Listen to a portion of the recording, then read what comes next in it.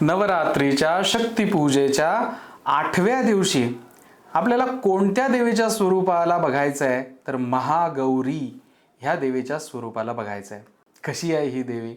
नावाप्रमाणेच आहे, महागौरी. गौरवर्णाची आहे, सुंदर आहे, अति गौरवर्णाची आहे. महागौरी आहे ना, अति गौरवर्ण, की जी शुभ्र वर्णाची आहे, सुंदर आहे, सौंदर्याची ही देवता आहे. पण परत एकदा ज्यावेळेस आपण शक्तिपूजा करतो त्यावेळेस हे सौंदर्य बाहेरचं सौंदर्य आहे का आंतरिक सौंदर्य आहे हे लक्षात घ्यायला पाहिजे. म्हणून ह्या महागौरी, ह्या सौंदर्याच्या देवीकडे, ह्या शुभ्र वर्णाच्या देवीकडे आज आपल्याला काय मागायचं आहे तर माझं आंतरिक सौंदर्य फुलव. आंतरिक सौंदर्य कशाने फुलतं?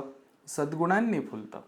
आणि सद्गुण प्राप्तीसाठी म्हणून जे ज्ञान हवं असतं, हे ज्ञान मला मिळवण्याची, ह्या ज्ञानाची भूक माझी कायम राहू दे, हे आपल्याला आज ह्या देवीकडे मागायचं आहे. ज्ञानाची भूक, ज्या ज्ञानाच्या भुकेमुळे सद्गुणांची प्राप्ती होऊन आंतरिक सौंदर्य फुलतं.